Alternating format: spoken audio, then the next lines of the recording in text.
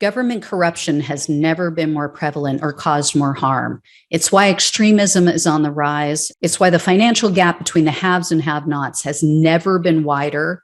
And it's why our planet is at risk of an extinction level tragedy. That's why I need your help to keep exposing the truth about the rot on both sides of the aisle. Become a supporter or a friend of the show today by clicking on the coffee link in the description box below. Friends of the show join me on a Zoom hangout once a month, and you guys can ask me any questions you want, and I can get to know you better. But the most important reason to help is to keep the show alive.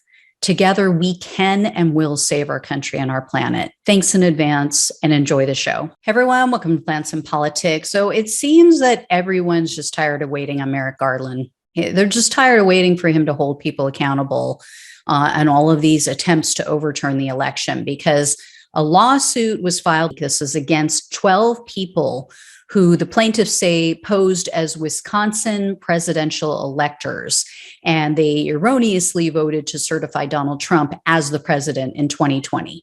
You guys may have heard about these kinds of things. This went on all over the country. Trump electors in numerous states got together. They pretended that Trump won, and they signed all of the required documents, and then they certified his win as if it was legitimate. And then they sent the fraudulent certificates in to be documented in the official historical record. And for anyone watching or listening in another country, let me briefly explain. We have a completely asinine, insane, antiquated electoral college system in which we don't allow one person, one vote, right? That's not the way it's counted.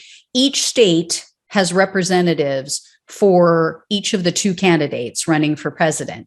And whoever gets the most popular votes in those states, supposedly that candidate's representatives, their electoral representatives, certify the results for their candidate. If you get the most votes in that state, your electoral representatives step forward, sign a document, certify you as the president.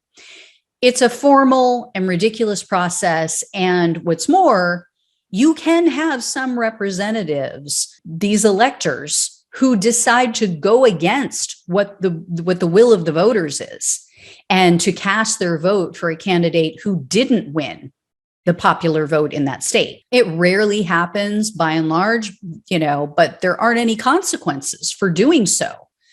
In most states, you can do it. You can get away with it. And even the states that you're not allowed to, I don't know of anybody who's been prosecuted. So anyway, a bunch of election denying Trump conspiracy theorists got together in various states, and they pretended that he won because they believed that, he was telling the truth. All of his election fraud fairy tales were true.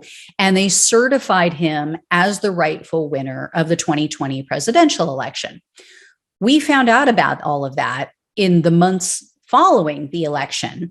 And now the Department of Justice is investigating to determine if they broke the law. But, with the DOJ dragging their ass on everything related to the election and the January 6th puppet masters, average citizens are like, I'm done. I'm not waiting anymore. I'm going to take matters into my own hands. So this lawsuit was filed on behalf of two actual Biden electors, legitimate electors, and also a Wisconsin voter. And they're asking the court to declare that the fake electors broke the law, to make that formal statement. They also want to have the historical record corrected. And they also have asked that the court bar these specific people, these fraudulent electors, from serving in that capacity in any other future elections. In addition, they're asking for monetary damages, and they want statutory fines to be imposed against these 12 people, which are Andrew Hitt, Robert Spindle Jr., Bill Feehan, Kelly Rue or Ruh, spelled R-U-H, Carol Brunner, Edward Grabbins, Kathy Kiernan, Daryl Carlson, Pam Travis, Mary Bustrin, James Trupis, and Kenneth Cheesebro. That's a real name. Cheese bro.